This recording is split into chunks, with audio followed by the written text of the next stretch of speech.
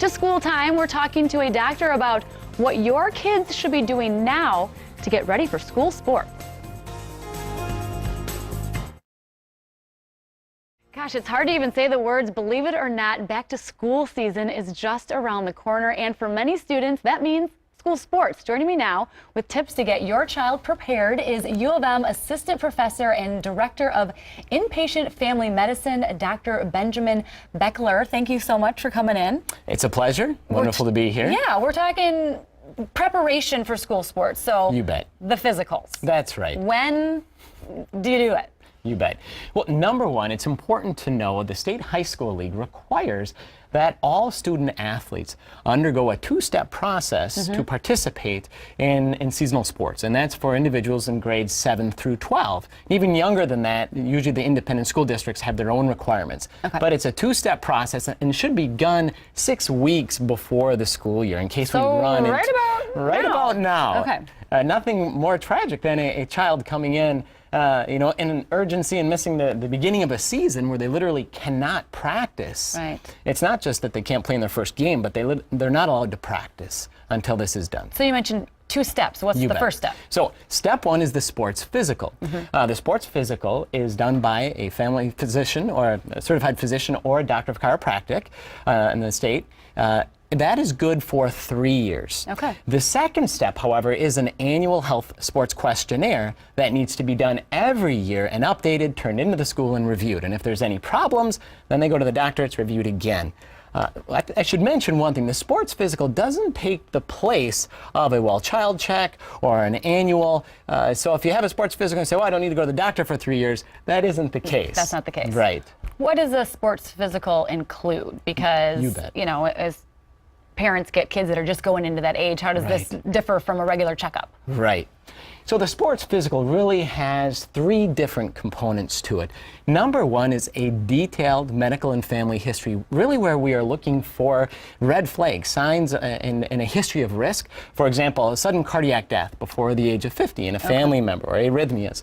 So a detailed history, part 1. Number 2 is the sports physical itself, with special emphasis on the heart, the neurologic system, and musculoskeletal.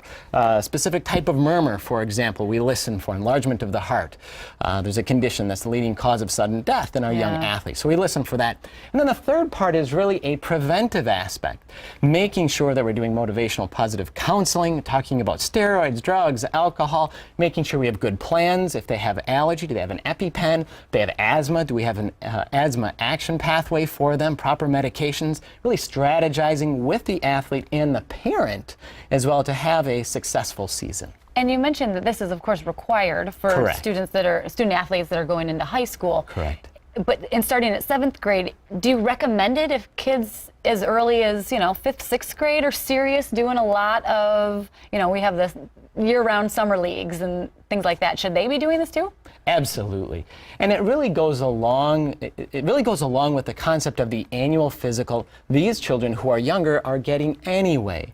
And so really I think one of the messages to the viewers today, if you have a younger child, is making sure we're keeping up with our annual exams, making sure the children are on proper growth curves, we're screening vision, hearing, making sure they're up to date on their shots and immunizations, making sure that we have children who are not only to succeed in the schoolroom, but also on the sports field. Right. And learning takes place in multiple modalities. And obviously it's best for the student athlete to keep them healthy, but I'm sure it's a liability issue for the schools. You don't want something happening to these students out on the field. Right. More than anything, it's really about keeping our students safe, making sure they have positive experiences, and also for a parent's reassurance and state of mind that their child is safe to participate.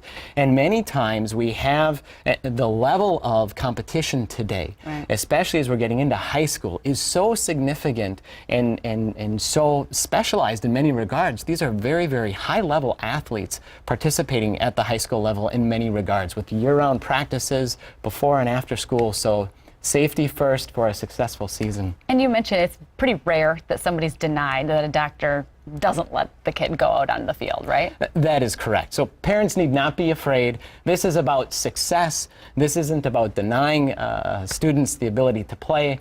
It's about keeping them safe, having a successful season, and making sure our I's are dotted and T's are crossed. And so at this time of year, if you're telling everybody, 6 weeks out to go in and do this, are you getting sort of a backlog? Is it taking time to make these appointments? Do you have this rush of people making appointments to get it done? The rush comes later. Oh, so okay. You need to beat the rush you now. need to beat the rush now. So it's so sad when you have a young athlete in your office Right. who's saying, I haven't been able to practice for the last week. And they're missing practice, and really the trajectory of their season truly can be off. Right. And so by starting 6 weeks in advance, we are able to respond to issues that come up, gather additional forms, and make sure that we have things in proper order for the school, the coach, the family, and their medical record so they can play. Well, thank you, Doctor. Good You bet. advice. We appreciate it. And hopefully some people take the advice.